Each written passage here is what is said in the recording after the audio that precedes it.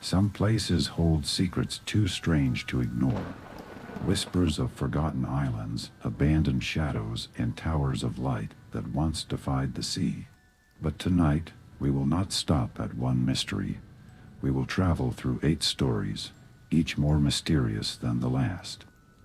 Before we begin, tell us in the comments where you are listening from.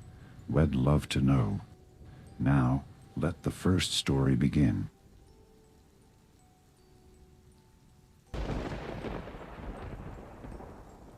The sea stretched wide under a pale sky. Waves rose and fell in slow, steady rhythms. The horizon shimmered with light, as though something waited just beyond reach. And then a shape appeared. At first it was faint, a blur in the distance, blurred by heat and mist. But slowly, the outline of an island took form, cliffs rising from the water, forests pressing close against the shore. An island unnamed on maps, and spoken of only in whispers. The traveler stood at the bow of the boat. The wind pushed gently against their face. Every tale they had heard about this place returned now. Some said the island was cursed, others said it was forgotten, but whatever truth lay within, the traveler felt drawn to it. As if the sea itself had chosen their path, the boat reached the shore, sand spread pale and quiet, framed by dark cliffs. Waves curled against it, smoothing the surface with each touch. The traveler stepped onto the sand. The air was still. The world felt paused, as though it waited for something. A path led upward into dense forest. The traveler followed, lantern in hand. Branches reached across the sky, weaving a roof of green. The air carried the scent of salt and moss. Each step pressed into silence, broken only by the occasional call of a bird far above. And then a stone appeared, half buried at the roots of an ancient tree, weathered, cracked, nearly hidden by leaves.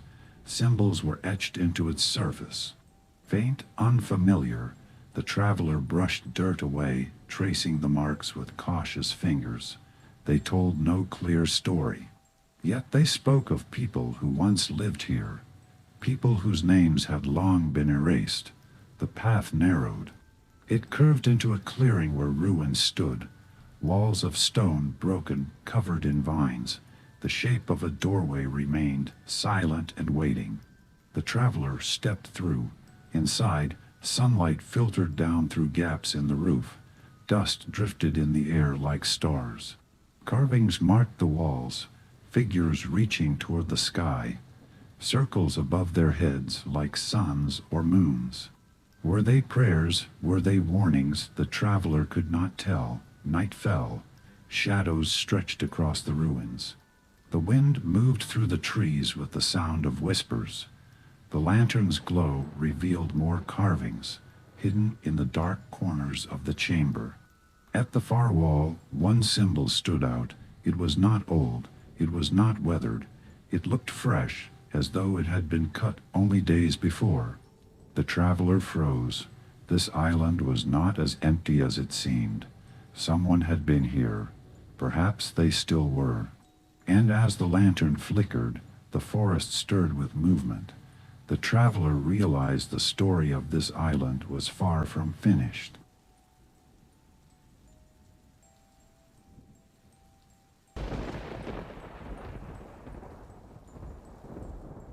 The countryside stretched wide under a pale sky. The sun had dipped low, leaving streaks of amber and violet across the horizon. Fields swayed softly in the evening breeze, and a line of forest shadows pressed close against the edges of the land. At the heart of it all stood the old Chateau. Its towers reached into the fading light. Windows stared blankly across the fields. The walls, once white, were veined with ivy and moss, their stones darkened by rain and time. It was a place both beautiful and unsettling. The historian paused at the gates. The iron bars were rusted, leaning as if weary of standing. Vines tangled around them, nearly swallowing the metal hole. The locals had warned against coming here. They spoke of the family who once lived inside, of their sudden disappearance. One night they were there, the next morning gone. No explanation, no trace, only silence. Yet here the historian stood, notebook in hand, lantern ready, compelled to see what remained. The gates groaned as they swung open. The sound echoed across the courtyard. Cobblestones cracked beneath his boots. Weeds pushed through the stones. At the center, a fountain sat lifeless, its stone figures chipped, its pool filled with stagnant water. The air smelled of damp earth, sharp and cold. The front doors loomed ahead, tall, carved wood, faded but still proud. They resisted at first, then opened with a shudder. Inside, the air was cooler. It carried dust and something older. A stillness too deep, as if time itself had stopped. The entrance hall stretched wide. Above, faint murals of angels painted in clouds. A staircase rose toward the upper floors, its banister polished smooth by vanished hands. The lantern revealed portraits. Faces in gilded frames, men with stern eyes, women in elegant gowns, children still and stiff. The light caught in their painted eyes, making them seem alive, as if watching. The dining hall stood frozen, a long table beneath a chandelier heavy with dust, plates still set, silver tarnished but untouched. A chair at the head of the table slightly pulled out, waiting for someone who never returned. In the library, books lined every wall. Most unopened, their titles faded. But one volume lay open. A letter slipped between its pages. The handwriting was hurried, uneven. It spoke of disputes within the family, arguments, strangers arriving at night, shadows moving where no one should be. The letter ended abruptly. Only one line was clear: "They are watching." The historian looked up. The library was silent. But the sense of being observed grew heavy. Upstairs, the bedrooms waited, beds neatly made, clothes folded in wardrobes, toys scattered across a rug, as though a child had been called away mid-play, everything frozen, everything waiting. At the end of the hall, a locked door resisted his hand. The keyhole showed nothing but dark. He wrote it in his notes, though he knew the answer might never come. Night deepened. The lantern's glow reached only a few steps ahead. Every corner waited. Every shadow stretched too long. The historian returned to the hall. The portraits still stared. The silence was not emptiness. It was remembrance. He closed the lantern. Darkness reclaimed the house. Its secrets remained untouched. Outside, the chateau loomed behind him. Its windows dark, its stones silent, but the weight of its silence lingered. Some doors, he thought, are never meant to be opened.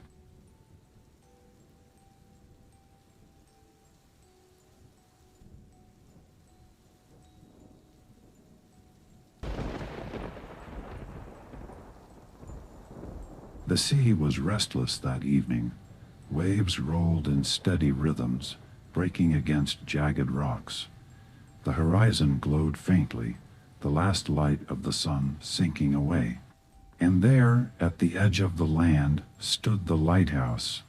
Its base was wide, built of stone blocks fitted with precision, each one cut smooth, unbroken by centuries of storms.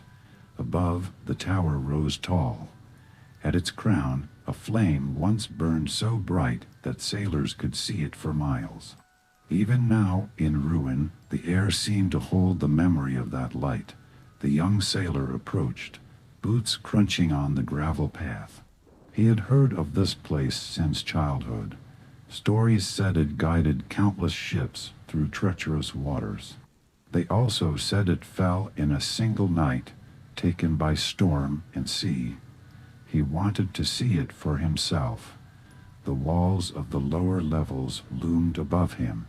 Carvings of ships and stars still marked the stone. He pressed his hand against it. Rough, cold, alive with the weight of years. Inside, the air was damp.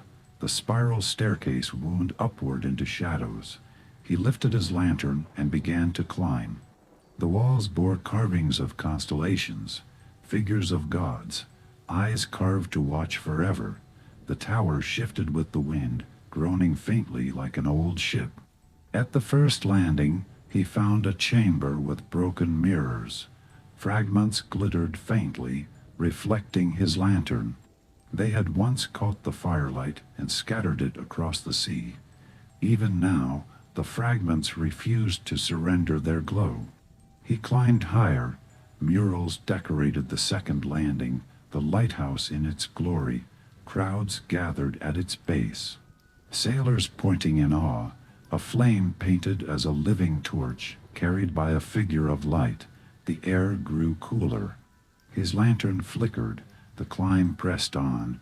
At last, he reached the top, a circle of stone, broken columns standing against the sky. Here the fire once burned, guarded night and day. Now only silence remained. Stars glittered above through the open roof. The wind carried the scent of the sea. He walked to the edge. From here, the sea stretched endlessly, and for a moment he thought he saw it. A glow across the water, not from his lantern, not from the moon. Something older, a light that refused to fade. He blinked and it was gone. Only darkness remained. He thought of the keepers who once climbed these stairs, men who tended the flame through storm and night. He thought of the ships saved by this light, and of the night it all ended. Some said the storm rose without warning. Waves higher than the base, wind that roared like voices. Others said the earth itself shook. The sea claimed what man had built. No one knew the truth, but the ruins told both greatness and loss. The sailor sat in silence, listening to the sea. Not an ending, but remembrance. He rose at last. The stairs carried him down, each step fading into the silence of the tower.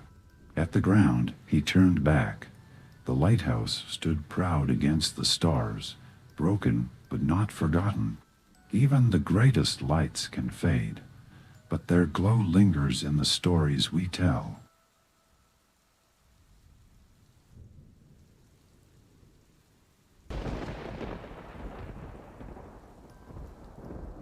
The mountains rose like giants against the horizon.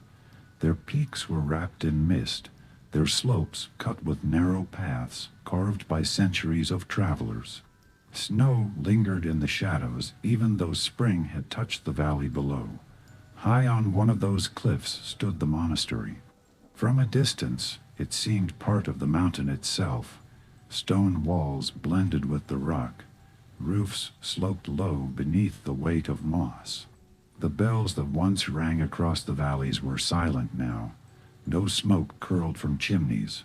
No voices echoed through the halls. The traveler reached the base of the long stairway. It climbed sharply upward, worn smooth by the footsteps of countless monks who once made the same ascent. With each step, the wind grew colder. The air carried a strange stillness, as though the mountain watched quietly. At the top, the gates of the monastery waited. Tall wooden doors reinforced with iron. They were weathered but unbroken, left ajar as if the last to leave never closed them fully. The traveler entered. The courtyard spread wide, surrounded by stone walls. Weeds pushed through cracks in the paving stones. A fountain stood at the center, dry and empty. Its basin was filled with leaves, its carved edges smoothed by time. The traveler listened. No sound of birds, no sound of water, only wind brushing across the stones. He moved toward the cloisters. Long corridors framed the inner courtyard. Columns supported arches that cast deep shadows across the walls. Faded paintings clung to the stone scenes of saints, of journeys, of prayers lifted to the sky. But the colors were faint, the faces almost gone. He opened a door and stepped inside the hall. The scent of dust filled the air. Benches lined the sides, empty and worn. At the far end stood an altar of carved wood, its surface covered in cracks. A single candle sat there, melted to its base. It had burned once, but no flame had touched it in years. The traveler set down his lantern. Its glow spread across the hall, revealing words carved into the wood of the benches. Some were prayers, others names, as though those who had once lived here left their marks when silence came. He moved on. The library was small but filled with shelves. Books bound in leather, many too fragile to touch. Scrolls wrapped in faded cloth. One lay open across a desk. The ink was smudged, the script difficult to read, but the words that remained spoke of fear. Not of invasion, not of hunger, but of something unseen, a presence that moved through the monastery at night. Steps that echoed where no one walked, whispers that rose from empty halls. The final entry ended suddenly. Only a few lines were clear. They are here, we cannot remain. The traveler's lantern flickered. He lifted his head and listened. The monastery was silent, but the air felt heavy, as though those whispers had not yet faded. Outside, the wind pushed harder against the walls. The bells above trembled faintly, though no hand touched them. The traveler stepped back into the courtyard. The mountain loomed above, the mist curling low. He looked once more at the silent walls, at the broken fountain, at the doors left ajar. Whatever had come here had taken more than lives. It had taken presence itself, leaving only absence behind. And as the traveler descended the stairway, he carried the weight of that silence with him. The mountains seemed to close around the monastery, as if guarding its secret forever.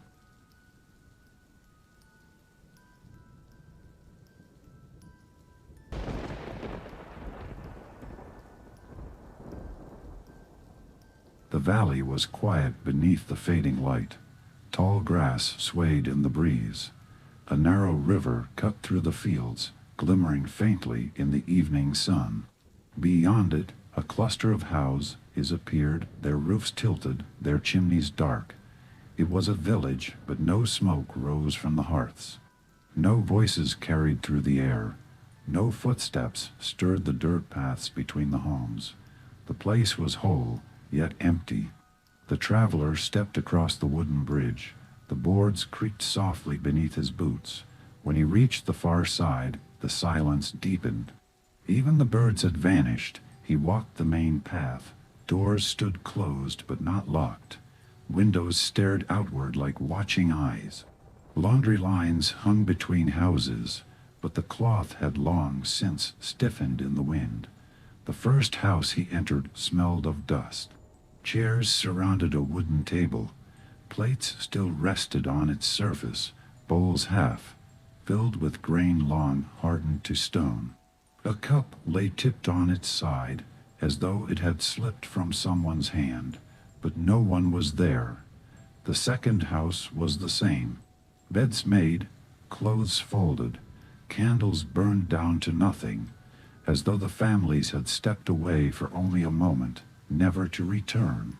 The traveler's steps echoed too loudly. He tried to call out, his voice carrying across the empty paths. It faded into the distance, unanswered. In the square, a well stood at the center. Its rope was frayed. A bucket leaned against the stones, still half, filled with water. He touched its surface, cold, unmoving, like the village itself.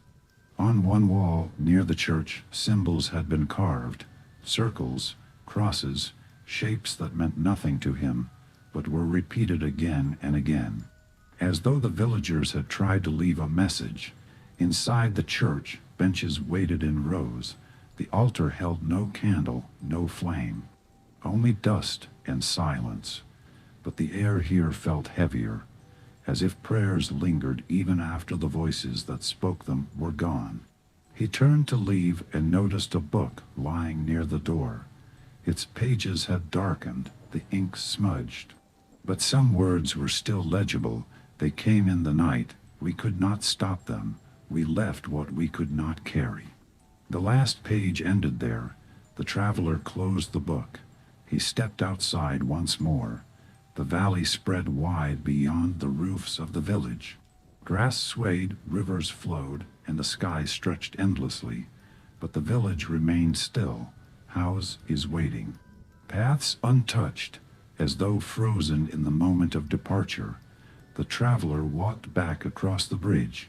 The boards creaked again, softer this time.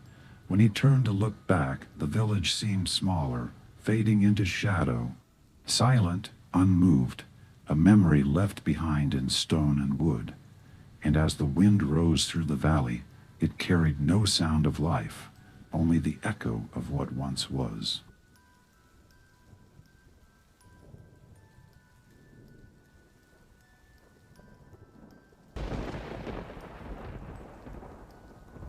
Beneath the city, hidden behind stone arches and narrow stairways, there was a library.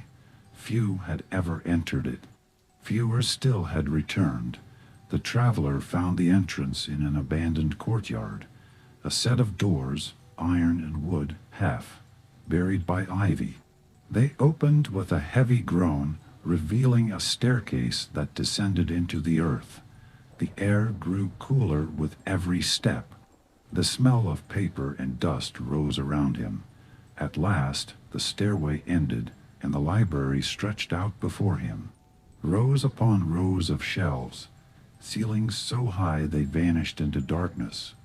Books of every shape and size pressed tightly together. Scrolls bundled in cloth. Stacks that leaned precariously as though untouched for centuries. The lantern's glow revealed letters carved into the stone walls. Not words, but symbols, repeated endlessly. Perhaps the mark of those who built this place. He opened the first book he found. The pages were fragile, their ink faint but legible. It told the story of a city long gone. Names of kings, lists of streets, laws written in careful script.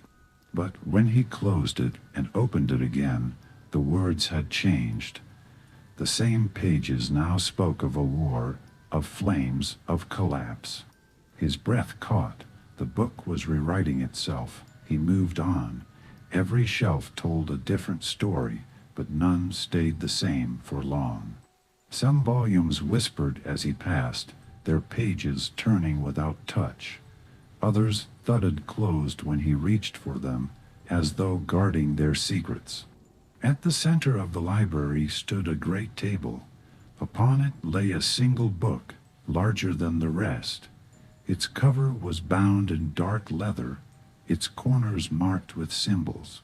He touched it and the air grew colder. The lantern flickered. When he opened the book, the first page was blank. Slowly, lines of ink appeared, forming letters before his eyes. It was writing his name. He closed the book quickly, heart pounding. The ink faded as the cover shut. He stepped back, looking around the endless shelves. Were these stories alive? Were they the memories of those who had once walked the earth? Or were they simply waiting for new readers to give them form? In the far corner, he found a doorway leading deeper still. Corridors wound in endless circles. Shelves upon shelves, no beginning, no end. The sound of pages turning grew louder, though he was alone. At last, he stopped. The lantern's flame was nearly gone. The books surrounded him, whispering in 1,000 voices. Some called softly, some warned, some begged never to be read again. He turned back, retracing his steps. But the corridors shifted. What had been a straight path now twisted into new shapes. The library itself seemed alive, shifting, watching. Hours later, he emerged into the courtyard. The doors slammed shut behind him. The air outside was warm, filled with light. But when he looked back, the ivy-covered wall showed no sign of the entrance. The library was gone, or perhaps it had chosen to close itself, and somewhere below, the shelves waited still, rewriting, whispering, eternal.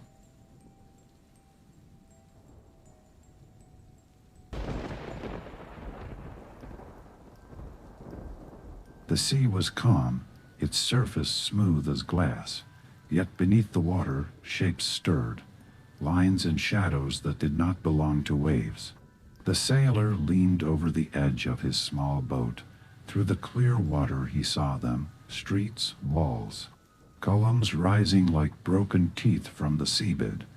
An entire city, lost to time, resting in silence below the tide. The stories had been true. The city had once thrived on an island, its towers shining in the sun, its markets filled with voices. But one night the earth trembled, the sea rose, and by dawn nothing remained above the waves. He guided his boat toward the shallows. The water here was shallow enough to wade. He stepped carefully into the sea. The cold wrapped around him as he walked closer to the ruins. Beneath the surface, the city waited, streets paved in stone, still visible, archways collapsed, their fragments scattered like bones. Statues stood half, buried in sand, their faces worn away, their hands reaching toward a world that had vanished. He lifted his lantern high, though its flame flickered in the sea air. The light caught strange carvings along the fallen walls. Symbols of waves, of suns, of spirals that twisted endlessly. Warnings perhaps, or prayers. It was impossible to know. In the distance, a temple rose, its roof long gone. Columns leaned precariously, but still they stood, proud even in ruin. He felt drawn toward it, as though the sea itself invited him closer. As he waded deeper, fish darted between the stones. Seaweed clung to the carvings. The silence was heavy, broken only by the slow lap of water. At the temple steps, he paused. They were wide, carved from pale stone. Their surface is smooth despite centuries of waves. He climbed carefully until he stood within the open chamber. Here, the altar still remained, a slab of stone marked with spirals like those outside. And there, upon the altar, lay a bowl carved from crystal. It glimmered faintly even in the dim light. He reached toward it, but the water around him stirred. A current rose though the sea had been still. The waves pressed against him, pulling at his arms, urging him back. The lantern flickered, its flame nearly extinguished. The crystal bowl seemed to glow brighter, as if warning or calling. He stepped away, the current eased. The silence returned. He left the temple and returned to the shore, each step heavy in the water. When he turned back, the city seemed to fade. The streets blurred. The statues sank deeper into shadow, until all that remained was the endless surface of the sea. He climbed back into his boat. The water stretched calm once more, hiding everything below. The city was gone, but he knew it had been there, and he knew it would remain, waiting beneath the waves, a memory carved in stone, guarded by the sea.